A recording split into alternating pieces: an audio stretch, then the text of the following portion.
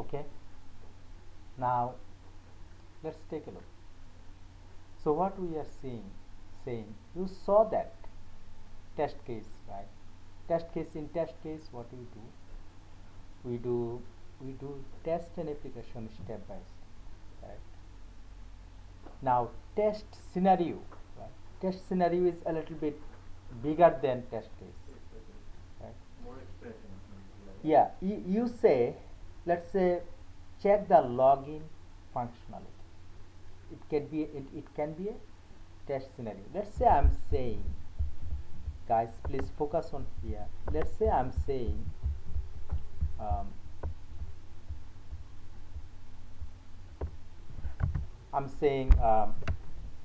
check the login or test the login functionality. Test the login functionality, right? And then I'm saying test login for valid user credentials. Okay, and then I'm saying test login for invalid credentials. Okay. Now see, this is test scenario. This is test case. This is test case. Right. Now what is that test scenario? Let me write a little bit more details on it. What is that test scenario I'm saying? Now test the login functionality, right? Let's say I'm saying scenario. This is the scenario, right? Now what is that scenario details? Right? Details. So let's say Mercury Tours application will have login functionalities,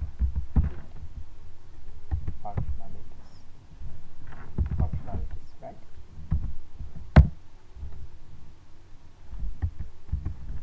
So that user can order tickets and do all related works, right? User will be able to log in and do their task for valid login credentials, whereas invalid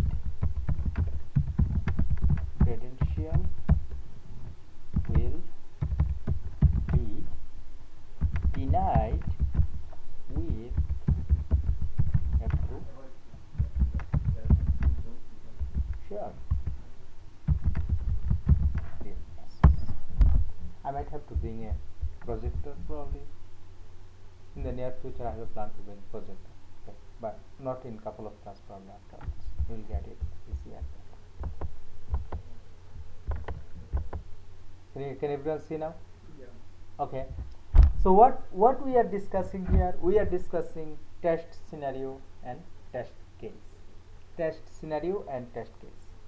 We are saying an overall like picture of a functionality is a test scenario, and if we divide those functionality in pieces, then it will be a test case. Now if you read these details of this scenario, right, test the login functionality, right. Mercury tools, I'm saying in that scenario details, I'm saying Mercury tools will have a login functionality so that user can log in and do their work. User will be able to log in and do their task for valid login credentials, whereas invalid credential will be denied with appropriate message.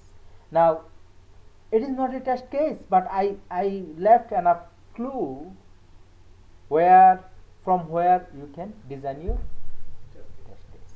Now I am going to write these two test cases. Remember, from that test scenario I have brought two test cases. One is test login for valid user credentials, test login for invalid login credentials.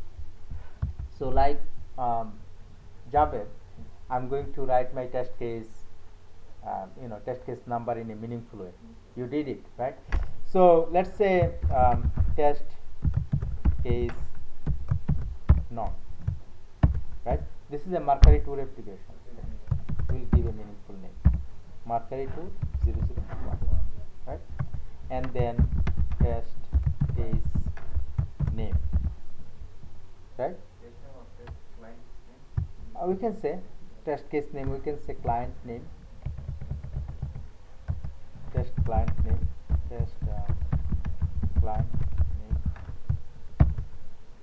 It is not that much necessary. We will put as much information makes sense to us. Test case name, let's say we directly put this one, or if it is too big, if this test case name is too big, we'll make it meaningful. Let's say I'll put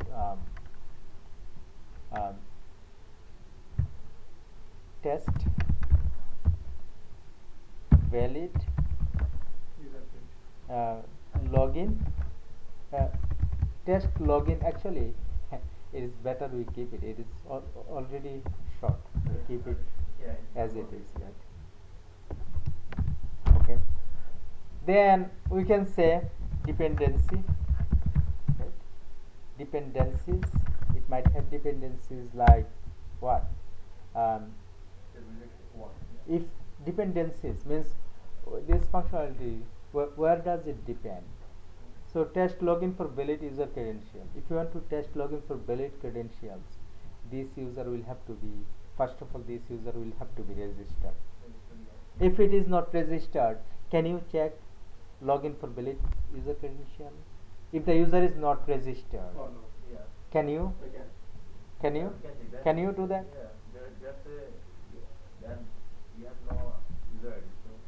So this is we are testing here test login for valid credentials. This is a scenario where we are testing the login for valid credential. Now you have to register. what is the dependency? To test this functionality, you will have to have a user that is already registered, and if you do not have a registered users, this functionality you cannot test it, correct? Now dependencies, I'm going to say the user will have to be the user will have to be registered. I'm just mentioning one dependency, there could be many other dependencies. Okay, now so let's come to the actual test case. Okay, I'm going to insert a table here.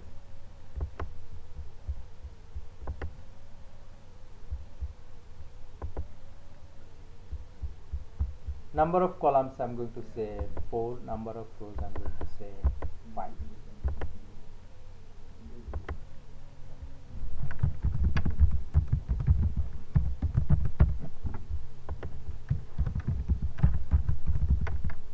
Step description, I'm going to say, let me put this recording mute for a while. So application will be like step number 1. You know that in a test case there are, like, first of all you will have to provide the description, how to do that, and then what is your expected output, expected results or expected output. what is the actual output you got. When you are testing, you are going to note down here if you have got everything correct or not. Here you are going to put your note.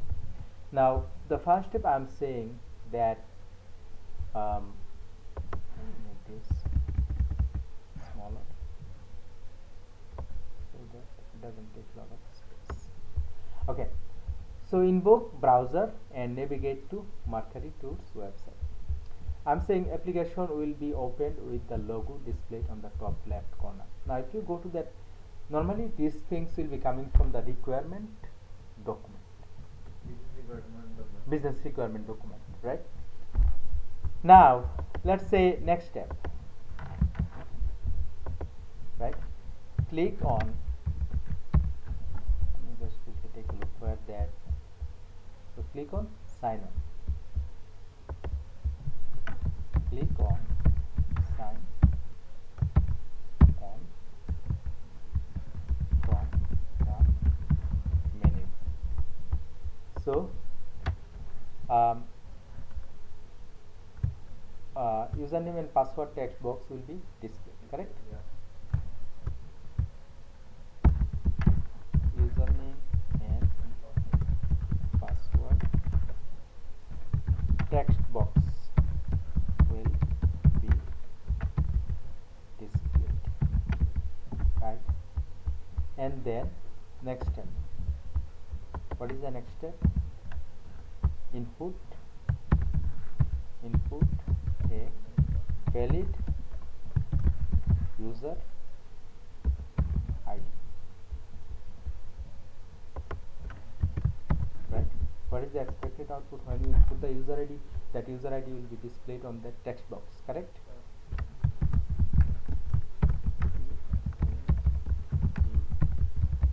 Displayed in the text box. User ID will be displayed in the user ID, username text box.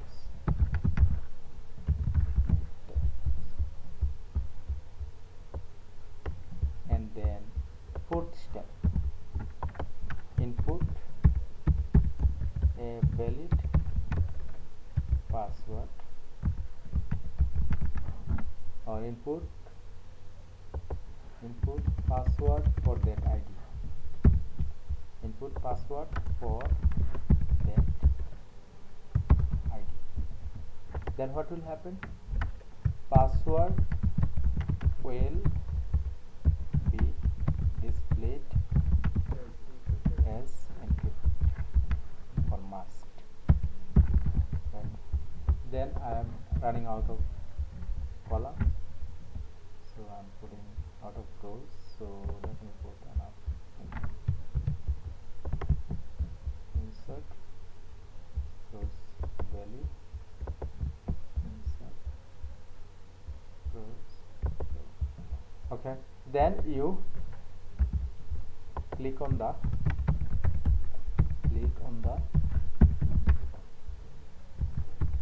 sign,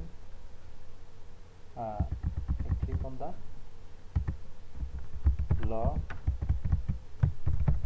login button. When you click on the login button, user will be successfully logged in,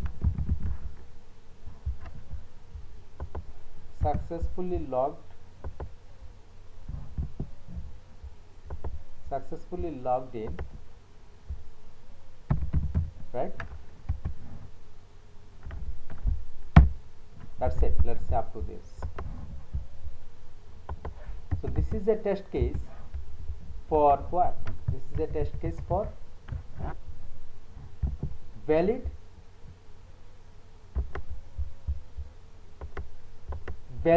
login credential. Now I can write a similar test case for invalid login credential, correct? I can write a similar test case for invalid login credential, but both of these, so one thing we mentioned here also in the test case, we mentioned in the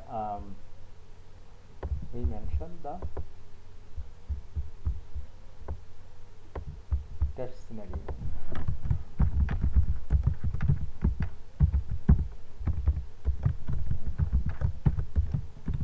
Yes, right. Now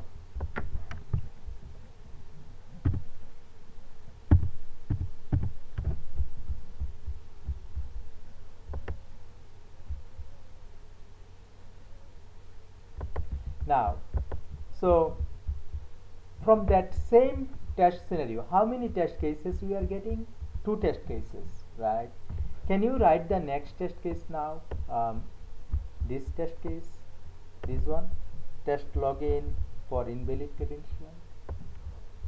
Yeah, can you write the test case for? Can you write this test case in your computer, everyone? For invalid login credential. Let me pause this record. So are you getting an understanding what test case is, right? That is what, if you work in a manual tester or whatever tester, your bread and butter will be this test case. Writing test case testing. If you work as automation tester, right, you will get these written test cases from the manual testing team. They will be sending you this list of test cases. If you work as automation tester, you do not. It's already written. It's already written. You will get it written. They will send you the. Okay, you will get this document probably. These test cases, they normally save it in a website. It is not like they might send you an Excel or Word document with the test cases, but normally the test cases are written in a website, right?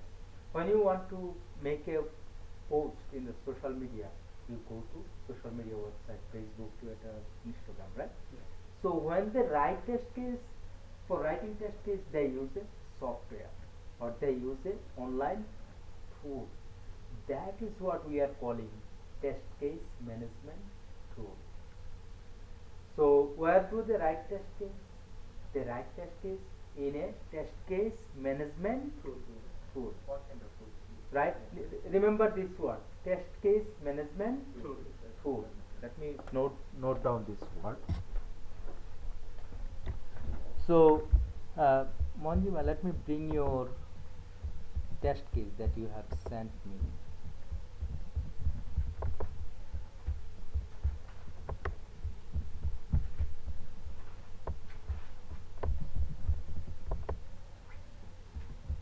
Okay, so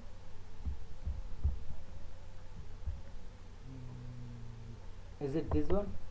Okay.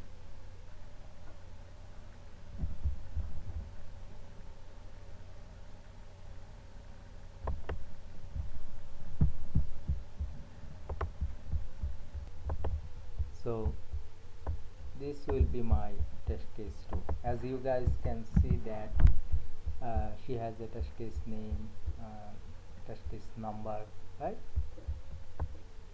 And then dependencies, and then test scenario name, and then we have here, click on login, appropriate message will be displayed stating that credentials are invalid. Yeah, looks good. Appropriate message, you can say appropriate message, what is that appropriate message, or you can write it in that way, right? Now, like normally they write test case in a test case management tool. It is a online like you go to particular website and you write your test case there. So what is the example of some test case management tool? Jira, ALM. ALM means application lifecycle management. ALM means application life cycle management, and there are many other test case management tools. Zoho is a tool. Zoho. Zoho is a website. It is not even a bug tracking tool. So let's say the main test case management tool that are being used in the industry are these three. TFS, if you work for a bigger organization, right? Bigger organization, they will be using either ALM or TFS. Some organization use Jira. There are many other test case management tools, but if you work in a standard or medium sized organization, you will see probably they are using one of these two, right? Jira Jira is open source or? Jira is not open, it is a license tool. You will have to buy license. ALM, application lifecycle management, and TFS. TFS is a Microsoft tool. Now, Microsoft tool. Now they write test case. People write test case in this platform. These are test case management tool. If someone asks you what is ALM, you say ALM is a test case management tool. What is TFS? TFS is a test case management tool. Now, so we got these two test cases. Now you can see from one single functionality, and we are seeing that functionality as a test scenario. You understand what is test scenario, right? I have some other information that I gathered here. I'll be sending you this information as well. Okay. Now let me provide feedback on another homework. So I start recording now. You are not able to do one query. That is where I'm going to point you out. Now she has these two tables, right? TBL offices, TBL employee information. Now when we are saying that we all know that here what we are doing, we are creating relation up to this, and can you see an office ID equal to this or office ID equal to this? You can write it in that way, or you can say office ID in. You can write it with an in operator, or you can say and office ID equal to this or office ID equal to this. You can use an or operator. You understand? And then let's go for the next query, where I am saying find all employees information including office whose name starts with J or contains R or end with a vowel. When I am saying end with a vowel, what do you mean by that? End with a vowel means the name will be ending with a vowel. Let's say Junaid, your name, does it end with a vowel? No. Monjima, your name, does it end with a vowel? A, right? Jabir, your name, does it end with a vowel? End with a vowel? No vowel. Shariar? No, right? So what about a name, let's say Tony, Toni, and with a vowel, right? What about a name, what's called O, right? Let's say a name with O. Can you imagine a name with O? Antonio, yeah. So Antonio, the name ends with a O. So what she did here, when she has written this query, if you take a look, everyone, now can you see that we have employee name like R, and then employee name like percent %A, or employee name like percent %E, or employee name like percent %I, or employee name like percent %O, or employee name like percent %U, right? Do you understand how she wrote it? Is it clear? Do you want to ask any question? Feel free to ask me question, because you might have question. Why I have put in so many conditions? Yeah, I got stuck also. Now you understand this query? No, You understood, or you want me to provide further explanation? yes, a little bit. Okay. So take a look. First of all, let me save this document. Make the parenthesis fast and Let me bring it. I'll tell you. you can record it from Am I not recording? Yeah, I'm recording. So let me open this document.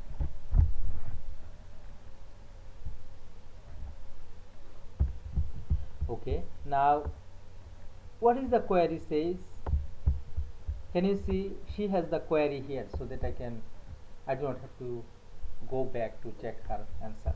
Find all employees information including office information whose name starts with J. Let's say we have up to this.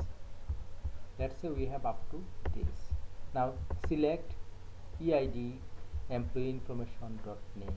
Now why does she need to put employee information dot name? Cannot she put name only?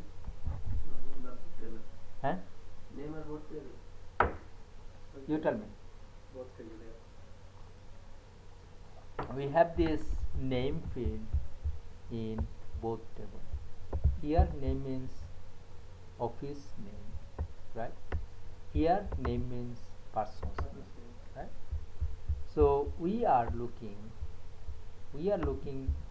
find all employees information. So what I'm doing, select employee ID, employee information dot name, works for. Why I'm putting works for? Why I'm putting select name works for? Because I want to show where or he or she works. Okay, and then TBL office dot name. Remember that we specifically mention office information, correct? So TBL offices dot name, and we are getting location of the office, right? From how many table? Employee information and TBL offices. Jonas, up to that you are okay? Yeah. Now the where condition. Can you see? We are asking name starts with J. Name means whose name? Person's name start with J. Now can you see this part? What she did here? Where after where? This part is to make the relation, correct? Because we are collecting information from two tables, and in order to do that we will have to create a relation between these two tables. And then we are saying an employee information dot name like J. Can you see? N. So first of all we will have to create a relation, and then right, if any of the condition, can you see she has multiple condition with or. If any of the condition is true, bring those information. What are those conditions? If employee information dot name like J, to satisfy that name starts with J, and then contains or contains R. So what we are saying, employee information dot name like where is that? J, employee information name like contains R means it can be in the beginning, it can be in the middle, it can be at the end. So how do you write it? You put a percentage in both sides. Or employee information dot name like percent %A. We are saying or end with a vowel. When we are saying vowel, we are saying okay, the name will be ended with a vowel. So if you want to satisfy, we have 5 vowel, you will have to write condition for that 5 vowel. And can you see that she put a percentage sign in the beginning and then A, and then or employee information dot name like E, or employee information dot name like I at the end, or employee information dot name like O at the end, or employee information dot name like U at the end. So she has put all of the vowel so that any name that has a vowel at the end will be coming here. You understand, Junad, now? Yeah. So I'm going to start and comma. Yeah. Sorry, bracket. Yeah. So what I'm saying, after end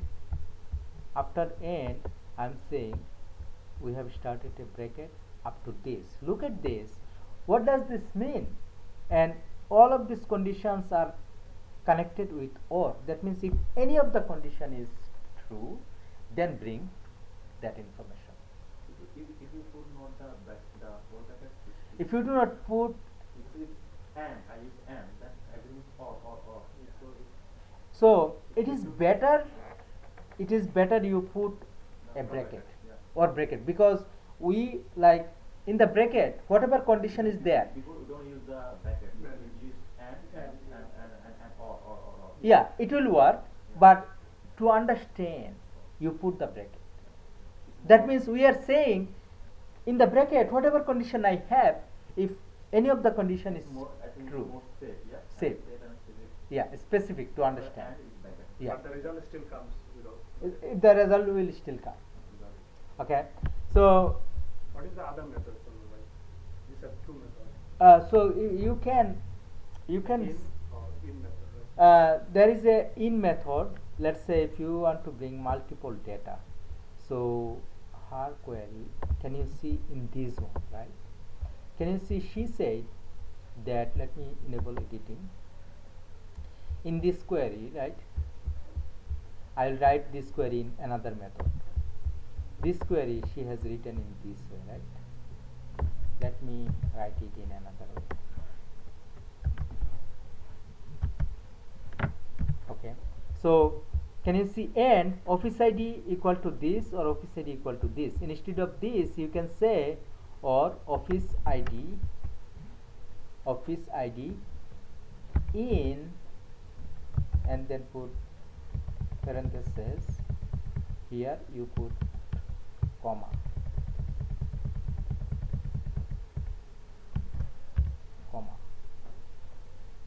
right, and basically this parenthesis you do not need it here. And office ID in. Office ID in, instead of, can you see here she put office ID equal to this or office ID equal to this.